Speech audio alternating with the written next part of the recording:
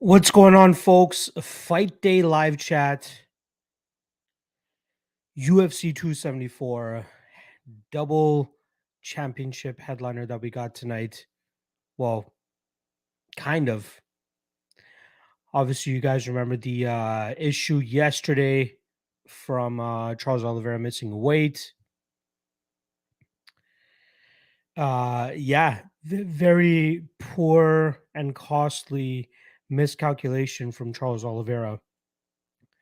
Missing weight. Now, if he wins tonight, there's no strap for him.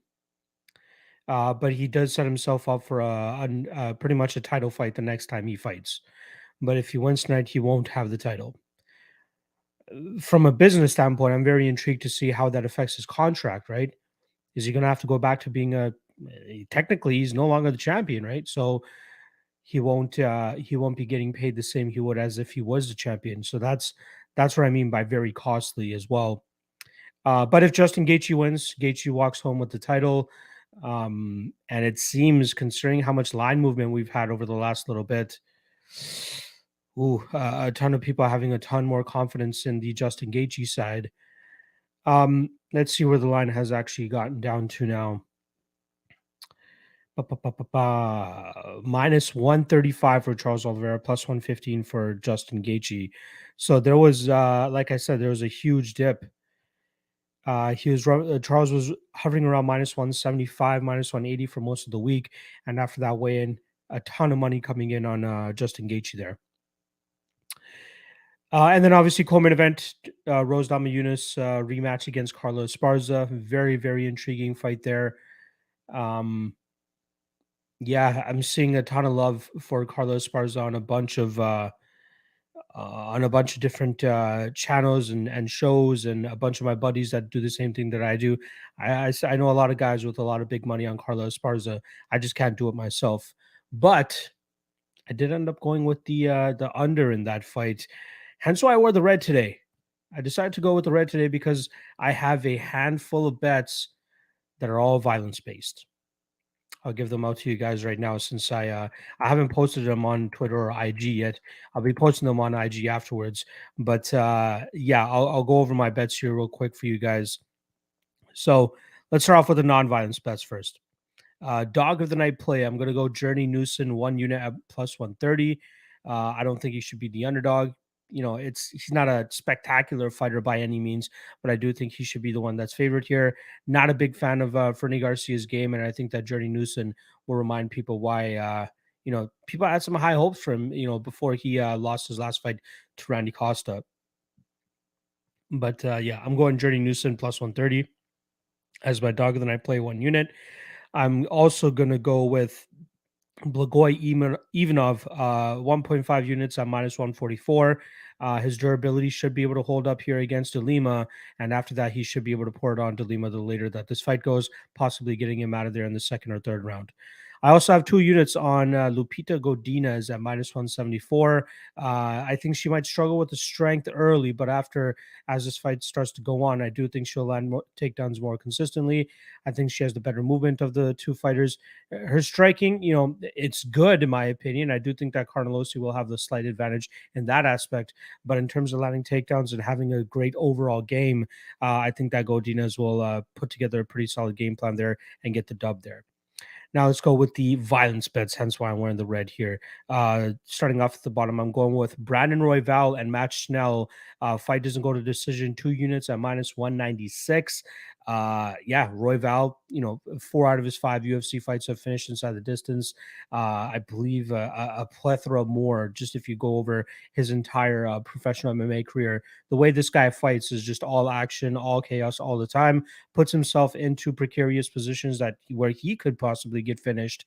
But on the flip side, I do think that he ends up finishing Schnell in this spot. But rather than paying the minus 250 or 260 that he's currently at on him, I'd rather take the fight doesn't go to decision because I think there's a high likelihood that he can find the finish, but also with Matt Schnell as well.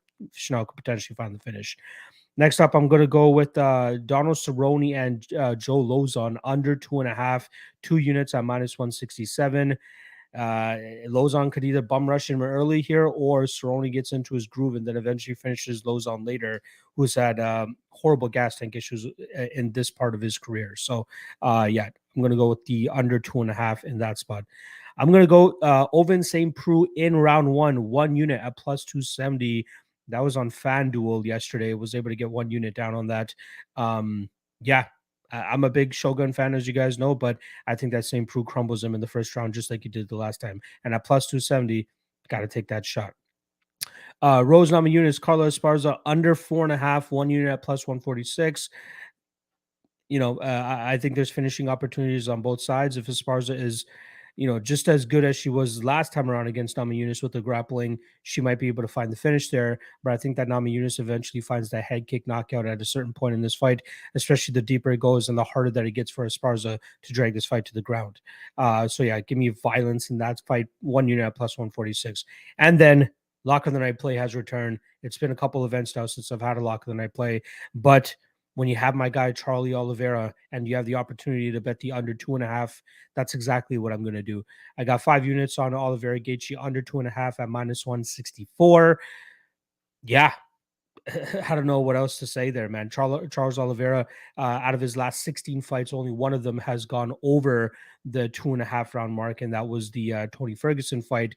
But given everything that happened yesterday, and just given how this fight matches up, I think the under 2.5 is the spot here. So I'm going 5 units, minus 164 on the Gaethje Oliveira under 2.5. All right. Let's see what the chat is saying here, since this is what the show is all about. Reminder, I'm with you guys for about a half an hour. So in the last 5 minutes is when I'll drop the totals parlay for you guys. All right, let's see what we got here. Vulcan in the chat. Appreciate you stopping by, my friend. House of Guards saying what happened to the Lock of the Knights. I was on like a 4 event losing streak. I believe April, beginning of April, it was rough. But I've managed to turn around, got 2 straight winning events under my belt now. But it's also the confidence that was very much shaken, right? I didn't really have the confidence to go out there and lay 4 or 5 units on a certain spot. I should have, right? Macy Barber, great spot. That's my prime lock of the night spot, right? Minus 170 to minus 180, and having the uber confidence that is a really good spot. Should have went with the lock of the night play there. And even the week after that, what was last week's play that I went through? Oh, Christoph Jotko, uber confidence in that, but it was just the overall confidence was a little bit shaken, so I didn't end up doing lock of the night plays. But I'm back at it this week, relying with my guy Charlie Oliveira to either go out there and get finished or find the finish himself. So yeah, lock of the night play is back tonight. Jared Curry in the chat saying having no more sleeps is always the best feeling. Absolutely, I agree with you. My guy Jazz Shergill in the chat. Shout out to my guy Bruno as well, coming through. Jazz saying honestly he doesn't think the weight miss for Oliveira. Don't think he missed weight. Seems pretty sketchy to me, but you can't really give the benefit of the doubt because he missed 4 times previously. Exactly. I thought he had his weight cutting issues under him, but apparently there was an issue with the scale. But the fact that he went out there and couldn't cut another pound, and I'm not blaming him, right? I think his body just shut down, like it just could not sweat anymore. So yeah, I don't think it's a good look for him at all. Shout out to the co-main event podcast guys as well. Shout out to anybody that listens to those guys. Ben Folks and Chad Dundas. Love those guys. Manny V in the chat saying, good morning, blessings from Los Angeles. Let's get this cheddar. Yes, sir. True Bulldogs. I just dropped what the lock of the night play was. Hopefully you're able to catch that. Jazz saying, surprised you're not rolling with Carla tonight. I think she Shimals rose. If Shang was getting you down, Carla's going to ragdoll her, in my opinion. See, now the narrative there in terms of Zhang landing takedowns, meaning that Carlos should be able to land takedowns as well. The difference being is that, like, with Zhang, you're expecting a full game, right? You're expecting solid striking and good grappling. With Carla, we know that Rose is going to have the striking advantage there. There's no doubt about it. That allows the patience and the takedown defense to be there a little bit more, right? Will she get taken down? Yes, she will absolutely get taken down. But I don't think it's going to be as one sided of a mauling as most people are making it out to be. I do think she'll be able to stuff takedowns easier as the fight goes on. And from there, she should be able to get to her handiwork and really touch up Carla Esparza. I'm a big Carla fan. Like you said, you're surprised I'm not rolling with Carla. I've bet her so many times in the past, right? She's been the underdog 3 times in her current 5 fight winning streak. But I don't know, man. I think Rose has made enough improvements here to get it. So give me Rose. But again, no bet on that fight other than the under 4.5. I think violence either way. Let's see. Robert Sella saying, Locke, do you remember when Big John said the skills are always different in the back? Dolce said the same thing. Why only 1 out of 4 missed weight here? I think people are really giving Charles too much excuse. Yeah, apparently there was something that came out about the scales being like off by a half a pound or something like that, and a lot of fighters were surprised about that. But still, like he was overweight. He still tried to go cut the weight, couldn't make the weight. That's all that matters. Zach Cardoza saying as far as that plus 200, but it makes me nervous seeing how many people are on her now. Everybody and their mother. That's what it seems like. Jerry Curry saying, I think I'm going to throw a unit on Lupi Ivanov plus 168. I was thinking of doing the same, but honestly, in the long run, I think it'll be much better to just play them straight up. Because if one of them wins, great. If one of them loses, then you bust your entire parlay, but at least you don't take as much of a loss because the other one ended up hitting. In the long run, that will likely work out better. But I think that parlay hits anyway. Just saying. Robot Chicken Wings saying Jazz Zhang had good strength to work. Exactly. Robot Chicken Wings right on it right there. Dirty River Fish saying JG first round TKO plus 500. Not bad. Eric Cote saying, how likely is another Esparza TKO from Crucifix? I don't think it's as likely in this matchup. Maybe against other opponents. I'd be surprised if she gets it here as well. Stefan Peck saying, Gaethje round 1 plus 600, Oliveira round 2 plus 600 to go with the under 2.5. Not bad. I saw FanDuel has Gaethje rounds 1, 2, or 3 at plus 180. I don't mind that either. Nico Z saying, "What's up, bro? You still got Oliveira in the main event after yesterday?" I don't. I was already on the fence, honestly. Like I was picking Oliveira just for sake of a pick. For me, it's mainly the under, right? I do think somebody's going to get knocked out in this spot, but I did end up switching my pick, man. I don't like letting weigh-ins do that to me. But the fact that a guy can't go out there and cut that extra pound. And again, I'm not knocking Charles Oliveira. I'm sure he tried. I'm sure he did everything that he could to try to make that weight. But his body must be in like danger mode right now. The fact that he was not able to sweat another half pound. Shout out to my guy Tyson Chartier, head coach of Rob Font. And we all know what happened last week, right? He missed weight by a pound and a half, 2 pounds, I think it was. And they said he just couldn't sweat anymore. Like the weight was not coming off at all. And we saw how that potentially affected his durability inside the cage. Now you are on stand across Justin Gaethje, who's not going to let you off the hook at all. Still, no bet on Gaethje for me, but the under 2.5 is even more assuring for me, honestly. And basing maybe Carla Sub, if she gets Rose down easy, Rose will be more tired. Maybe. I'm seeing these messages out there, or I see a couple comments saying that Rose has horrible cardio as well. I don't know about that. Other than the Jessica Andrade fight where she was just landing bombs on her, now that was a 3-round fight. Now she's preparing for a 5-round fight.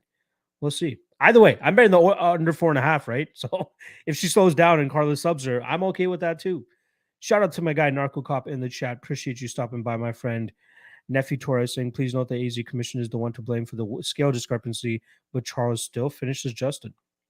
That'll be fine with me as long as it catches my under 2.5. Mbae saying he only missed at featherweight. Did he? I feel like he missed at least once at lightweight in the past as well. Derek saying sleeping on El Kukui here. I think he gets Chandler somehow, some way. It's possible, right? Chandler is a completely different stylistic matchup than the last 3 losses that Tony Ferguson has had. And Chandler is willing to throw himself into the fire to try to get a win. We'll see. We'll see. John Hess saying Tony decalibrated the scales or no? Maybe. Yes, Buffalo on the beach reminding everybody saying early happy Mother's Day.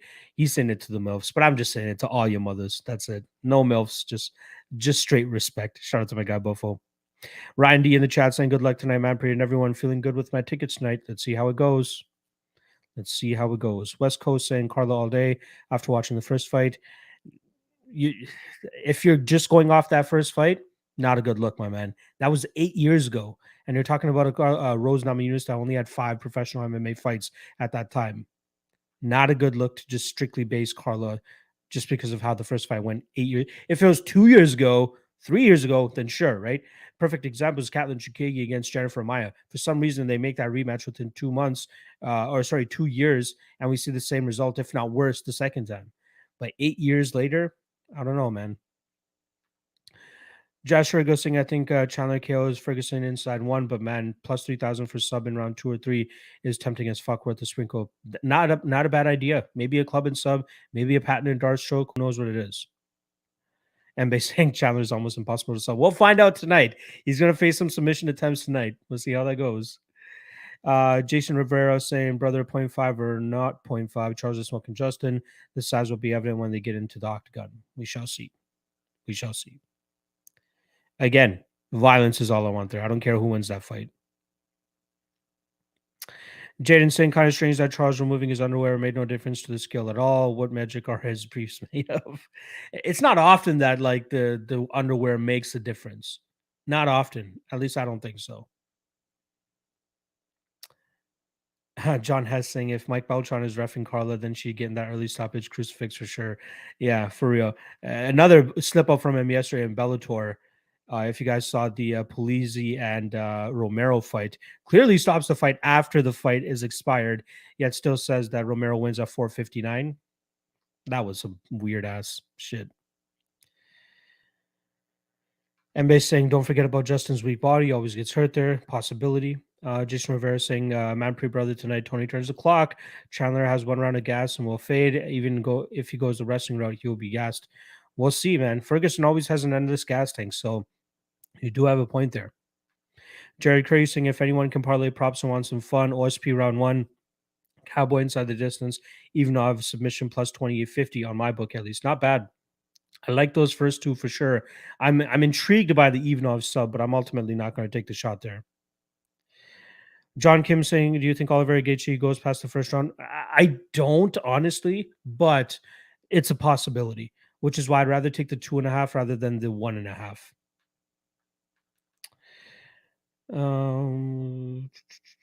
Chad Rigo saying AZ Commission released a statement saying they don't provide the backstage scales and they assured the official scale was calibrated properly. Wow, what a shit show. Andrew Grigsby in the chat. Appreciate you stopping by, my friend. Andrew Grigsby saying Gato, Newson, Brown, rank these dogs for me, please. So I have a bet on Newson. I'm gonna go Newson. I'll go Newson number 1, Brown number 2, Gato number 3. But Brown and Gato a little bit sketchy, right? Cortez very skilled, and Chaos Williams has that knockout power. If Brown's durability is not up to par today at all, that guy's going to sleep. But I think he wins that fight. MPTV saying, good luck again tonight, Manpre. I think this is the best read you have had on the card so far. We'll see, man. I got a bunch of bets tonight, so we'll see how it goes. John Gotti saying, what's Carly going to do for 5 rounds being a one-trick pony? Her camp knows how to fine-tune the game plan. Yeah, that's the thing. Is she going to be able to get away with just wrestling for 5 rounds? She's going to get touched up on the feet at times, and those shots are going to get more and more desperate. We'll see. I hate shitting on Carla. I'm not trying to shit on Carla either. She's made me a good chunk of money in the past as well, man. People always underrate her. I don't mean to underrate her at all, but yeah, I think Rose has finally made the changes she needs to. Ultimate Fried Chicken in the chat saying, sup, man, pretty long time no see. Been away working in Poland, slaughtering pigs. That sounds like a fun job, my friend. Appreciate you stopping by. Manny V saying, how do you see Tony and Chandler over 1.5 rounds minus 192 juiced? I think it's going to be chaos from the jump, man. I think that's going to be a very, very big sweat. I wouldn't play it at minus 190 myself. If you're getting closer to minus 150, minus 130, maybe minus 190, man, given how chaotic both those guys can be, that 1.5 is going to be a sweat. Jaden saying, true. Also, Charles looked a lot more drained the second attempt and still didn't weigh less awful looks for him. Exactly. That's the big question mark. Chris for the Love MMA. Appreciate you stopping by, my friend. He's saying, "What's up? Wishing you and the rest of the fam good luck tonight." Likewise, my friend. Jared Curry saying, "Can't convince me Beltron didn't have a Romero inside the distant bed." Probably, man. Probably. ABC Cinema saying, "If Tony can use his karate to get challenged to the ground, I think it would happen with a headlock." Love the show, guys. Keep it up. Interesting. Good luck. Good luck. Ursa Mo and Becky in the chat. Appreciate you stopping by, my friend. Good to see you. PSSA saying, "You were right. That Sixers won with Embiid back." Yeah, they did work, right? They did work. Embiid is that missing piece. That's it. Danny Legs in the chat saying under 2.5 in the main event are homeless. Right there with you, my friend. Right there with you, my friend. Jazz Strigo dropping an early totals parlay here for you guys, saying under 2.5 Charles, under 2.5 Cowboy, under 2.5 Royval, under 2.5 OSP, over 1.5 Gato, over 1.5 Dumont, under 4.5 Carla, under 2.5 Chandler. Yeah, I agree with all those, honestly. Tony is not taking Chandler down. Hey, who knows? Maybe the later the fight goes, we'll see. Dipset saying great stuff this week. Thanks, boss. No worries. Also, make sure you guys check out the coach's main event marathon. I was able to talk to James Krause, Cody Donovan, and Tyson Chartier all about the main event and co-main event tonight. They give you their previews and breakdowns and predictions for those two fights. Just go on my channel, and I believe it's one of the last videos that you guys will see uploaded. Check it out. I love doing that show. Love doing that show. Michael Carneal saying Rose going to come in saying she's the best. Look out. Yeah, we'll see. You got to factor that in. You got to factor that in. Jesse Q saying, "What's up, MMA junkies? Don't forget Mama tomorrow." Exactly. Mother's Day tomorrow. Don't be caught slacking on that. Chris for the Love MMA saying, "I'm just worried about Rose's takedown defense here. It makes me stay away from the fight." That is what is making me stay away from it too, but I do think that violence will be necessary here. Dipset saying Carla ground control for 3 rounds. WrestleFuck. Maybe. We'll see if she can survive the last 2 rounds, though. Urso Becky saying Oliveira still the champ in my eyes. The weight cutting back has me going mad sometimes. Yeah, I agree. Titanium Shinbo saying good luck. You as well. Oh, I've lost a lot of money on my picks. Did you? I hope we win this weekend. All I ever take is your picks. You seem like you know a lot, but you probably never been on the mats before. Being on the mats? Good God.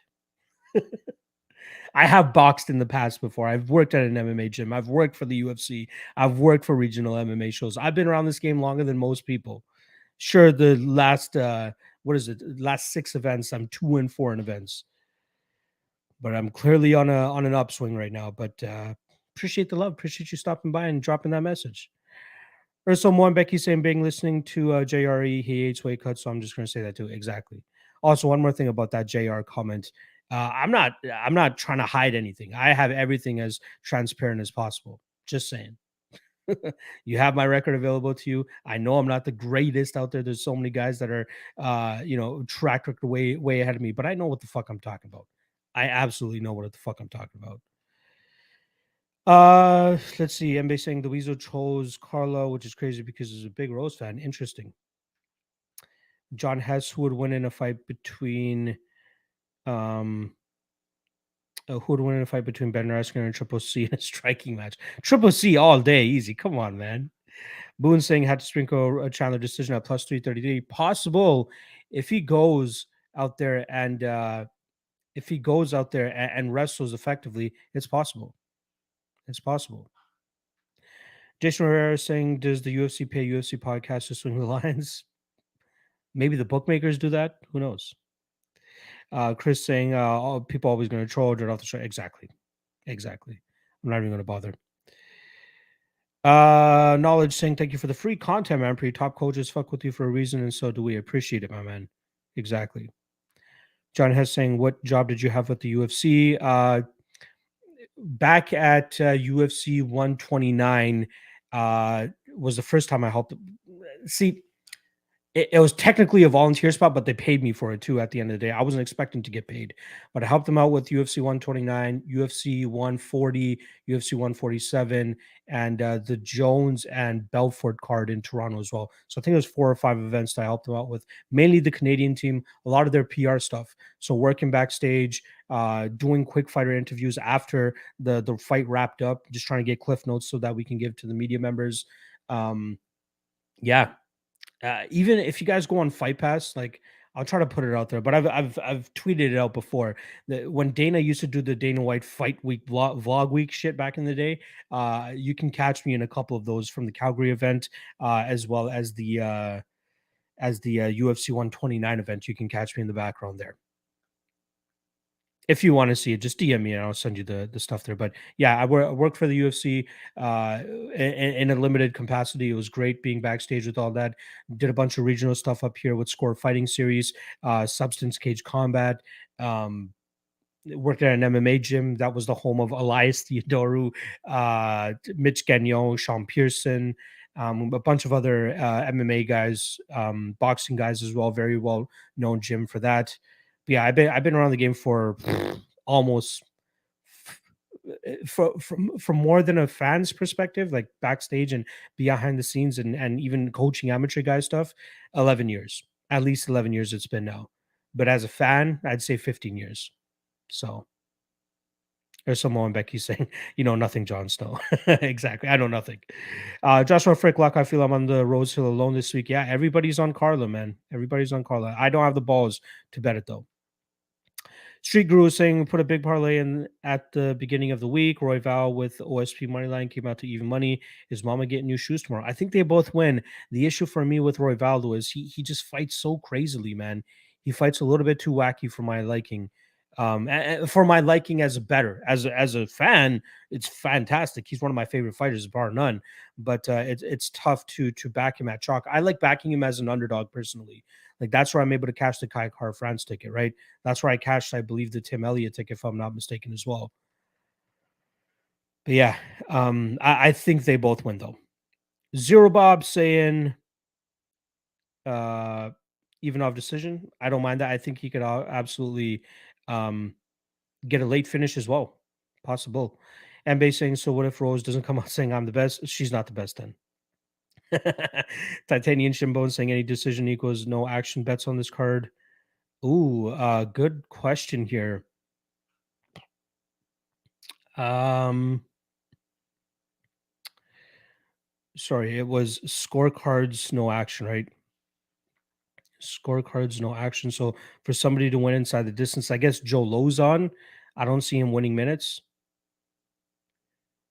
Actually, no, because Cerrone will likely finish him as well. Chaos Williams, possible, right? If that hits the scorecards, I think Randy Brown gets it. Um, Maybe Rose, because I think a lot of her win condition here is depending on her getting the finish. Um,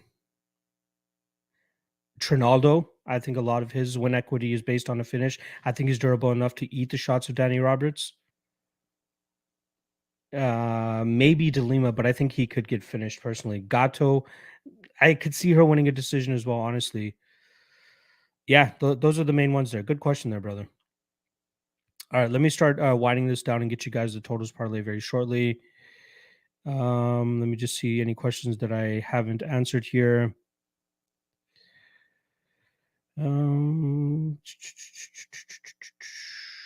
MPTV saying, I don't give a F about your record. I just like the discussion. Exactly. I try to give you as much information as possible after doing my research and all that. It's up to you to decide whether you want to agree with me or not. I suggest you do your own information, put it up against mine, and go from there.